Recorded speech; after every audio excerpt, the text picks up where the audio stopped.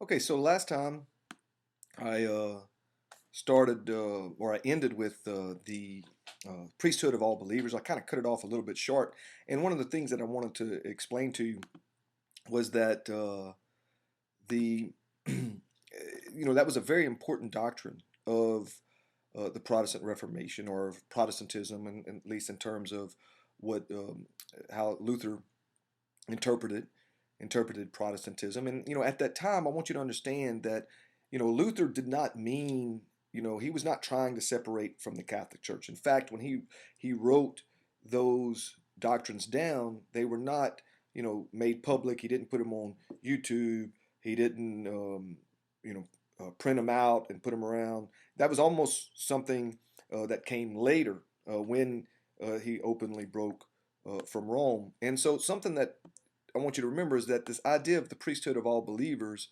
all right, what that did was it made everyone equal, all right? And of course, that's going to be very important. One of the things that's really interesting about, okay, I didn't mean to do that, but anyway, what's interesting about the American Revolution and the ideas that brought about the American Revolution is that it was just sort of like a kind of weird combination of religious ideas and the Enlightenment.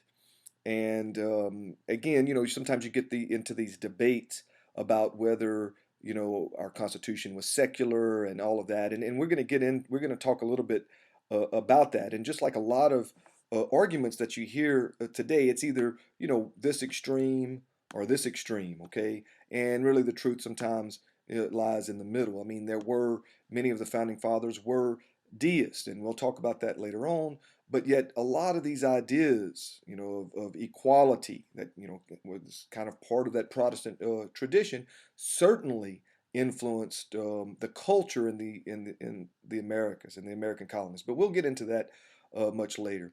Luther, as I said, he did not break from openly with the Catholic Church until our buddy that we talked about in the last lecture, Johann Tetzel, uh, went into his parish. And Luther tried to get the guy kicked out, but he was unsuccessful because Tetzel, all right, would give the bishop kickbacks. Now, maybe somewhere else I would have to explain kickbacks. Of course, I don't because all of you are from Louisiana and, y'all know what political kickbacks are and all that. Anyway, we don't have to go there. But Tetzel was giving the bishop some money there under the table, and the bishop refused, and so this made Luther mad. And so what Luther did, and this is an important date, I doubt if I'll ask you this on the test, but it's kind of an important date historically. There's always a few of those dates: 1517, 1588, the defeat of the Spanish Armada, 1688 and 89, the Glorious Revolution, 1789 was the French Revolution, all of those. I mean, these are what they call watershed dates. 1492, obviously the world was never the same after 1492. So these are like watershed dates. These are dates that, changed the world. And so those are always kind of nice to know. But the main thing is to know the early 1500s. And what Luther did was he nailed his 95 Theses to the church door. All right, so he nailed him up on the church door, and basically what this did was it attacked the sale of indulgences. And so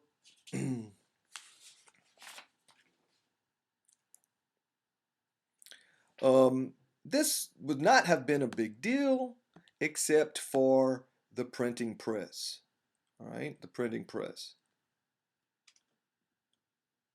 The printing press was invented in 1444 by Johannes Gutenberg in Germany.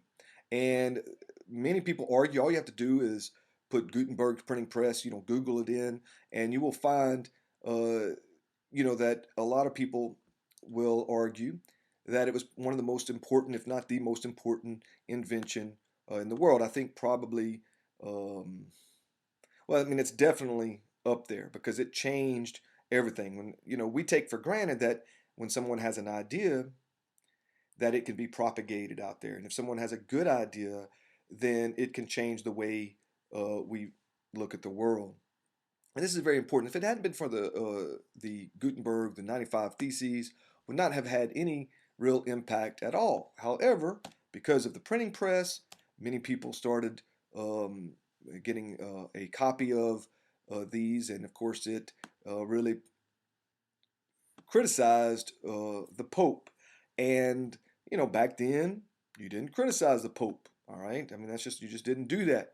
And so Luther's doctrines became more and more popular. Now, whether people really believe these doctrines or whether they used it as an excuse to separate from the Catholic Church, is probably both. Now, what do I mean by an excuse to separate from the Catholic Church? Well, there were a lot of princes that controlled these little German states. And, it was because, like I said, it wasn't really Germany, but in what became Germany in that area, there were a lot of little um, small German states. There was not a strong monarch or strong centralized government that kind of balanced the power between themselves and the Catholic Church. And so the Catholic Church really had that sort of monopoly on that whole area. Well, um, the the Germans, the German states, or the princes of the German states, many of them wanted to separate from